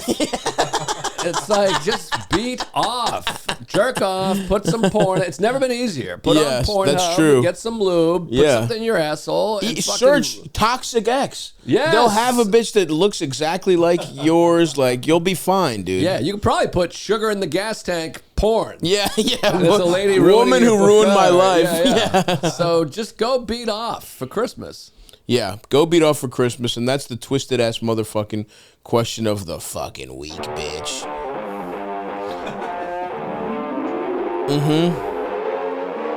Oh yeah. You gotta remember to keep it twisted, everyone. Nice. Whoa, that was impressive. Pretty cool, right? Yeah, that was really cool. All right, Aldous. Well, we kept it twisted. What else can we do for our pals?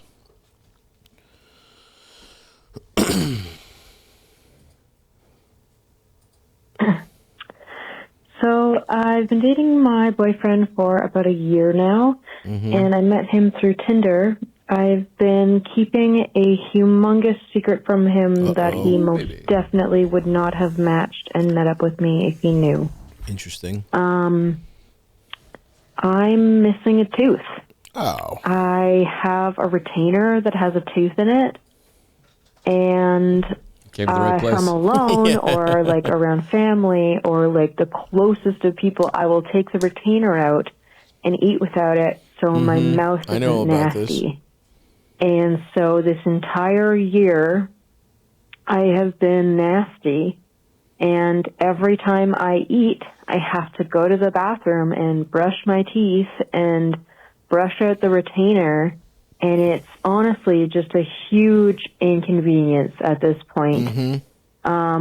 I've kept it close to my heart because it's hella embarrassing, and I feel like enough time has passed that even if he wants to, he can't leave me if I tell him about the missing tooth.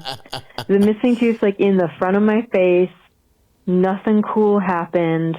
There was just, like, a dental mishap when I was, like, a teenager, and the implant didn't work. They had to take the implant out, like, 2 years before I met my boyfriend. I just tried to get the implant back in.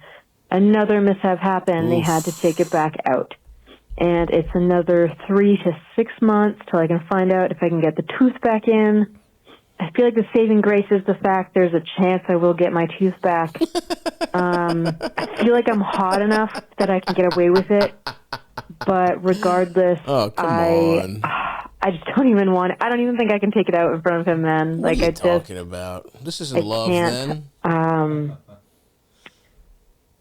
Yeah, it'd be really great. Have your advice of what I should do, if I should just keep on having this annoying, nasty habit of mine with eating with a fucking retainer in, if I should just suck it up and tell my boyfriend that I've been hiding this ridiculous secret from him. Be great if I could get your help. Thanks so much. This made me sad. I know. Poor lady. I know. She's been with him for how long, did you say, Aldous? A year? Yeah. You gotta let this go, Toots. This is truly not a big deal. You're already past the point, and you're hot. You've been together for a year. And guys, I would fuck a woman if she was hot and willing to fuck me. She could have no teeth. All her teeth could come out. I would go, oh, okay. You could pull a dick out, and I'd be like, oh, wow, crazy. Yeah, suck it and have her fuck me in the ass while holding my ankles. But, like, you're totally, I get it. Hey, I got crooked teeth, Invisalign. Yeah. I took my Invisalign out for this. For the pod. I was like, whatever. Yep. So I get the thing, but it's fine. This is nothing. And I know it. And I mean, I literally am the right person to call because I remember feeling this. And even as a person who has always looked kind of ridiculous, my job is being funny. Like, even as somebody who, like, and I was toothless publicly for like 2 years, but that was an accident because I lost the retainer that she has. Right. Like, I didn't mean to be toothless. I had for about 4 months, I was wearing a flipper, and there was one day where I was running late for a show, and I took the tooth out to fucking take a nap, and I literally to this day have no idea where it is. And by the way, that's like, it's funny they give you this little ass tooth to put over your thing, and it's like, I lost the tooth in my head.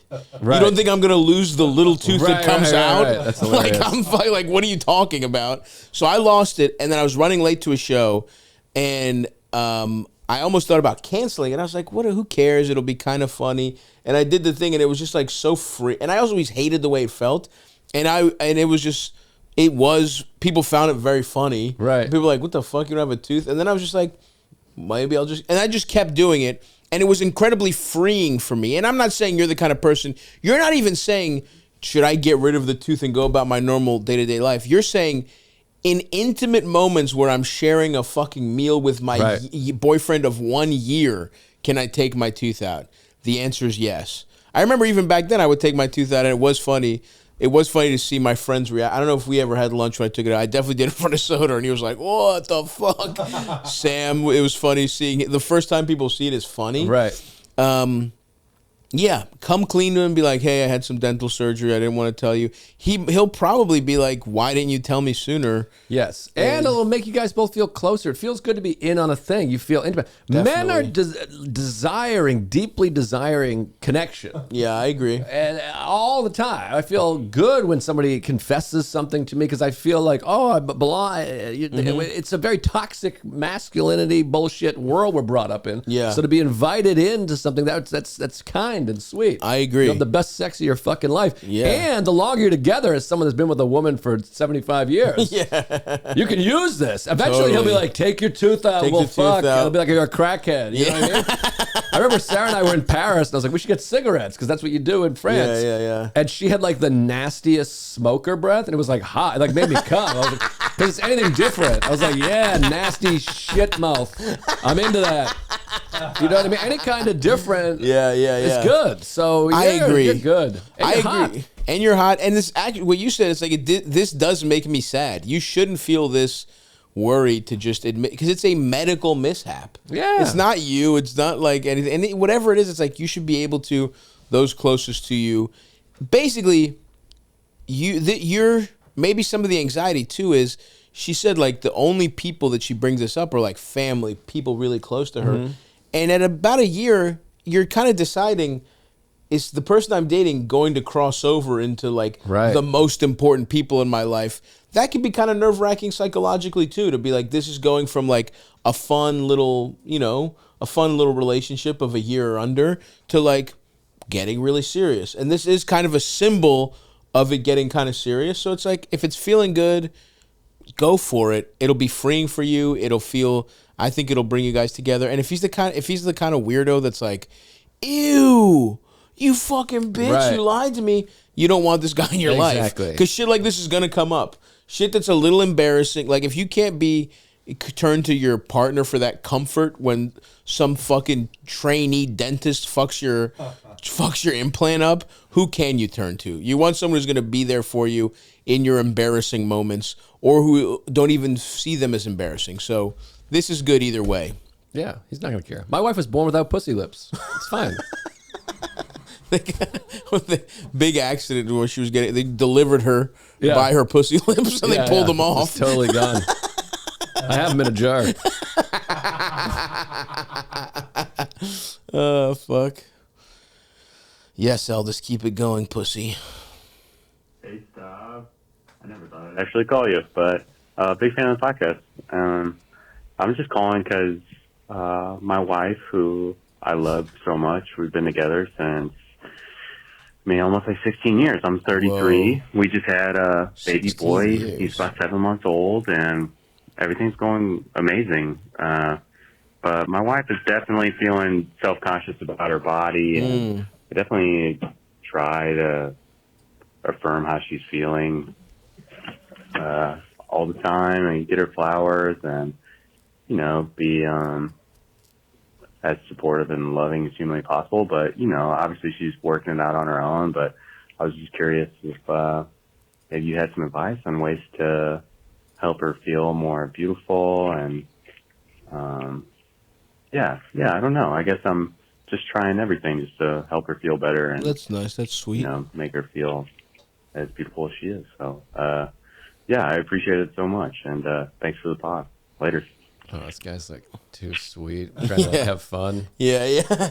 I'd say, here's what I would do. I would say, have her catch you beating off to like young women with huge tits and be like, this is what you look like to me.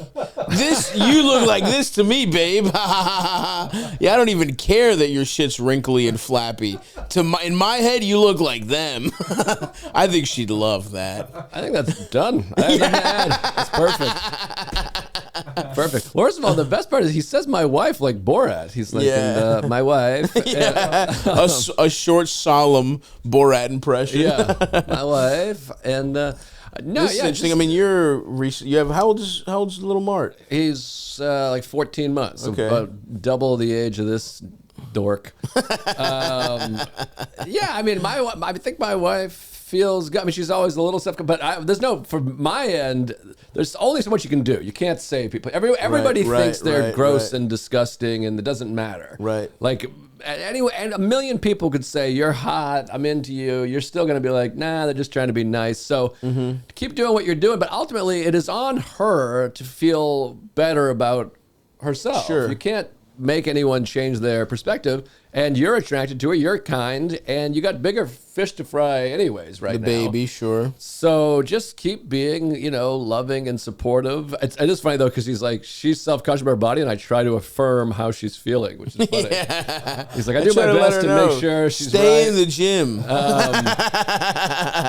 But yeah, she's also going through. I mean, that first year, she's going through so much, and there's so much stress and pressure of the baby. So just keep telling her she looks great. Keep fucking and saying you want to fuck. I think that's important. And even if you're getting, that's a great point about that first year. I can't even, it seems so tough, post-pregnancy. And a lot of people deal with postpartum depression, and it's a weird time hormonally, and your mental health can be weird. So all you can really do is just be there for her and give her cut her a tremendous amount of slack. Yeah. Because she might, who knows how postpartum affects everybody differently. And yeah, don't take it, just be there for her. Don't take it personally if you're trying to, if this call is boiling down to, my wife doesn't think she's hot enough, so she's not giving me pussy. If that's the subtext, right, then you might just not fuck that much that year. You know what I mean? It might just be a year where it's getting rejected the fact that you're making advances makes her feel good. She might still not want to have sex. It's just I think that's really what it is. Just keep being supportive and understand that you just got to cut her some slack in the first year post pregnancy, and that's a general rule in a relationship. As long as it feels equitable, give each other some grace, cut each other some slack. There might be times where you're feeling weird. She's feeling weird post baby. You're probably going to get fat and you're 40, you know what I mean? You're probably going to go bald or something and go fat and get fat, whatever. Then she'll be there for you for that. Just keep being a nice, supportive guy and cutting her some slack.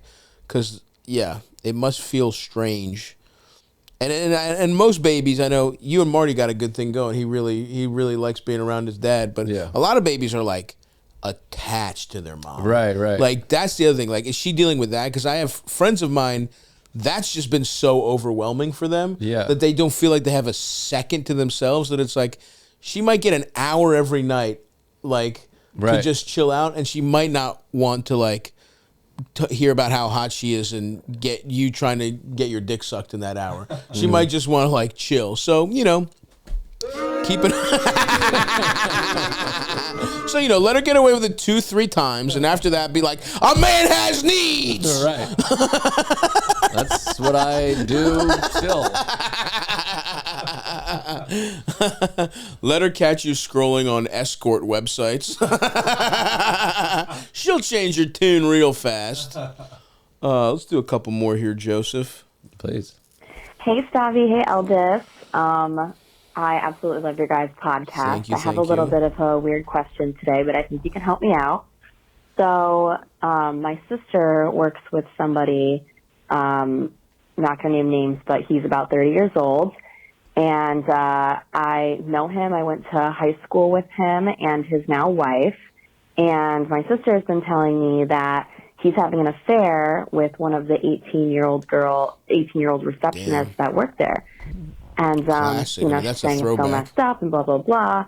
And I know this guy's wife from high school as well, but we weren't really ever friends. I never really talked to her or anything. But, my sister's telling me about how, he takes her out on dates all the time. This girl that he's having an affair with takes her out on dates and brings her flowers. And it's this whole contentious thing because they're not supposed to be dating, blah, blah, blah. Yeah. Anyway.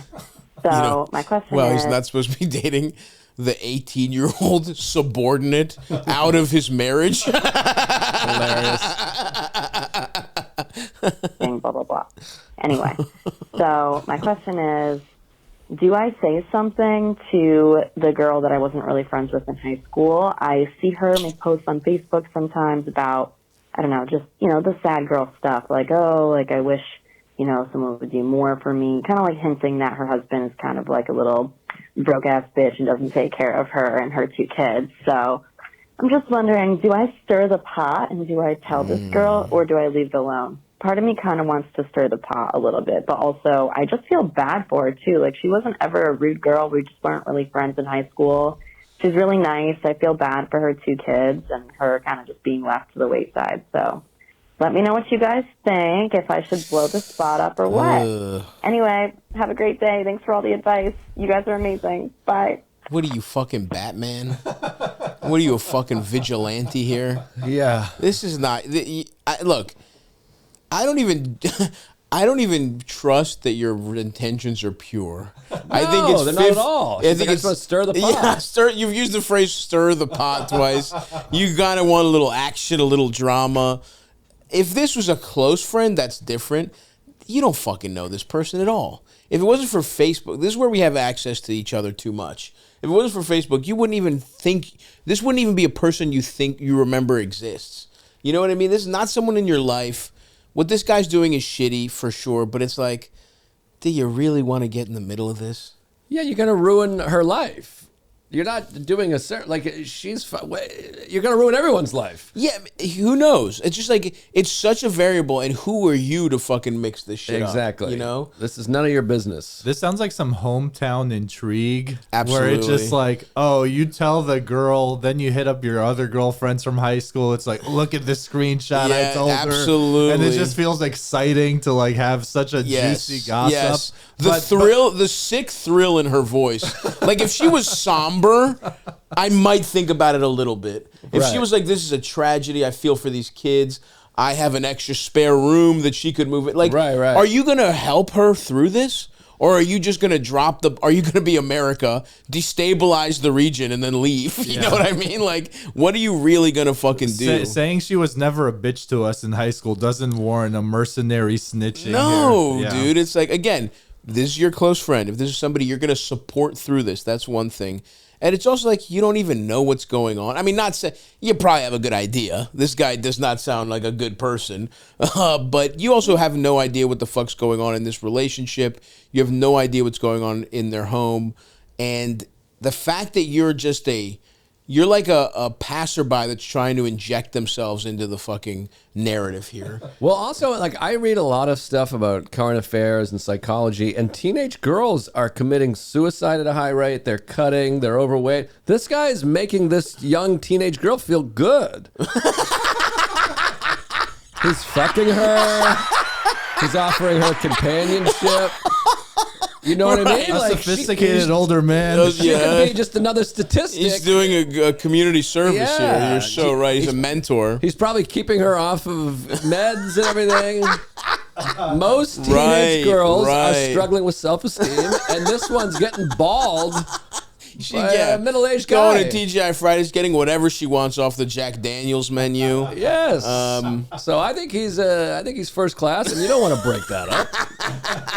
He's got 2 women. It's better than one.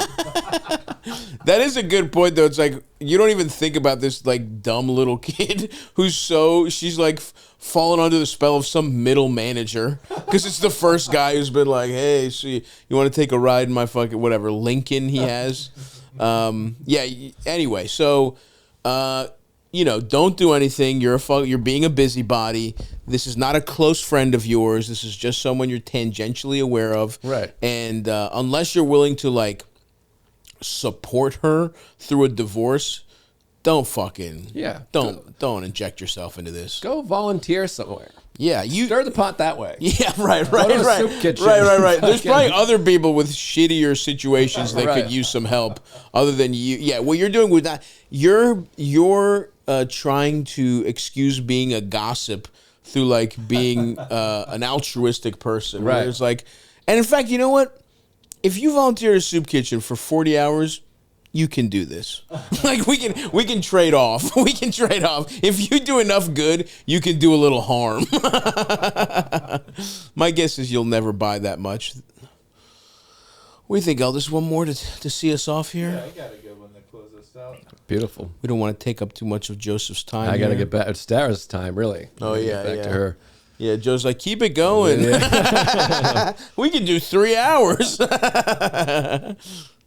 Stavros, it's me, Scott. Oh, Scott. Love the podcast. Love you. Love Eldest. Thanks, Your guys' Scotty. chemistry is beautiful because I have a very similar best friend situation. Anyways, simple question. So, over the years, I've used to celebrate Christmas and the holidays, everything like everybody else. We buy presents, we open them on Christmas Day, blah, blah, blah. Now, I'm pretty anti-present. I don't want presents. I don't want to give people presents. Let's just let the days pass by. Okay. But I understand it's a dickish move. Sounds depressed. So, what do you recommend I do? Should I just get, presents for my parents, presents for my brothers? Should I just not get any presents at all? What? I'm not expecting presents as well, even though I'm probably going to get some. Anyways, this is so funny. Just let me know. And love you guys.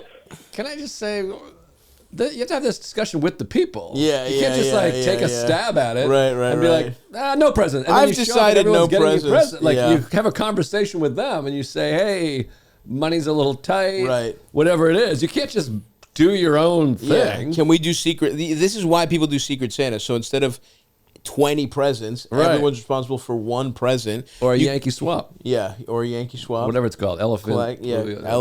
Blue, white elephant. So yeah, I get it. I even said it's weird to buy presents for adults. For kids it's fun. Like I totally get, if there's kids in your life, whatever. But it's like I still get presents for my family. It's like it's a little. Sure, it can be a bit of if you're busy and money's tight, whatever. It can be a little annoying, but fundamentally, it's nice to do. And you have to have this conversation with the people. More than anything, though, if I am alarmed, this guy sounds like he wants to fucking... Yeah. It's like, I had a best... Like, he even started, wistfully recounting that he has a best friend. Is that relationship okay? And why are you anti-present? Why don't you want presents? Are you just depressed, buddy? Because, honestly... Christmas is commercialized and whatever's it's become. Still nice to see a family member open up a present they like. Yeah. That little moment of magic is still nice. I mean, again, it's compounded when it's like a little kid. That's really fucking cute. But it's like, get your parents something. Doesn't have to be big. I mean, we're literally describing the basic tenets of holiday joy to him. But it's like the phrase is the thought that counts is true. Like, spend some time thinking about the people you love, the people in your life that are important to you. Just coming up with something that's good for them. You'll be thinking about them. You won't be thinking about, how all the gambling losses you've accrued that you're probably depressed about or whatever. Your wife leaving you, whatever's going on to make you suddenly anti-present. It just sounds like you're on Grinch mode right now, dude. And you need to be the Grinch at the end of the fucking movie, not the Grinch at the beginning of the movie. So buy a couple fucking presents, man. And then next year, have the discussion like Joe said. Hey, Can we do a Secret Santa? Can we do a swap game? Whatever. Can we just do something so that we're not all buying 100 presents? But all you've said is your parents and your brother. That's like... 3 people. Yeah, 3 to 5 people. You can't handle 3 to 5 $40 gifts. I mean, I feel his pain a little. I mean, I get so bogged down when I think of presents. It's like, 2 weeks, 1 week before Christmas, you're like, oh, what do I get them? What do I get them? And it's okay to don't be so hard on yourself either. Like Stav said, get something small and some years you might just be really into it and might be on a roll with getting presents for people, and other times it's you're not getting really anything, and it just isn't a big deal. It's not a big deal, man. But it's way weirder to just have this, to come to Christmas with an unannounced anti-present philosophy where it's like literally get them a shitty present and they'll be like, oh, okay. Right. And it's fine. As opposed to I'm not doing this anymore. I'm anti-present. I don't want your stinking presents. Here, you know what I'm getting you? Whatever you gave me, here, it's yours now. Mom, here's a trimmer for your balls. I don't want it. Well, yeah, and I think give your family and friends the gift of your own mental wellness. Like, you gotta go to therapy. You gotta go figure things out. Again, there's no mention of monetary struggle. He literally is just like, I know this is dickish, but I'm not into presents right now. Yeah, you're acting out. Sad. Yeah, you're sad and you're upset. There's like a toddler being like, I don't like Christmas. I don't want to have cookies for Christmas. No, I don't want to see grandma. Like, that's what you're doing right now. So it's like, whatever you're acting out about, whatever is causing you to turn dickish on Christmas, figure that out, brother. That's way more important than like a candle to your mother. Like you being mentally well is so much more important. So, really fun one to go out on, Eldest. Like I said, can we get just a sad sack, an empty sack. Well, I guess with that, we'll send you all off for Christmas. Another bang-up producing job by Eldest Sula. Spreading some holiday cheer. I love it. I think it was good. Merry Christmas. Today's Eddie Vedder's birthday. 60 years old. How about that? That's awesome. Happy man. 60th to my dear friend. I didn't know he was born on December 23rd. Yep, sure is. December 23rd, 1964. We love you, Eddie.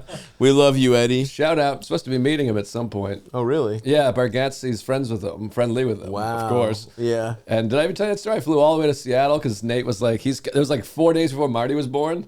My wife is like 9.5 months pregnant, and he's like, Eddie Vedder's coming if you want to come meet him. And Sarah was like, go do this for yourself. She's like in a wheelchair. Yeah.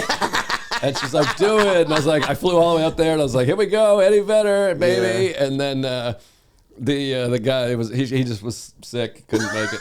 But then every time I see the tour manager, he's like, we talked to Eddie's people, they're gonna make it up. They know what a tremendous fan you are. So that's awesome. That someday, me and Eddie will say hello, and he'll be like, who's that? He'll be like, oh, not, hey, man. Yeah, and then leave. Yeah. And I'll be like, we celebrated your 60th on Stav's show after some guy wrote his suicide note. He's like, the guy's like, maybe I'll just give away my belongings to my friends and family. I don't need them. Suddenly I've become much more chipper the last couple days after making a certain decision. Merry Christmas to you. Happy holidays. Happy birthday to Eddie Vedder. And we'll see you guys next time. Bye-bye.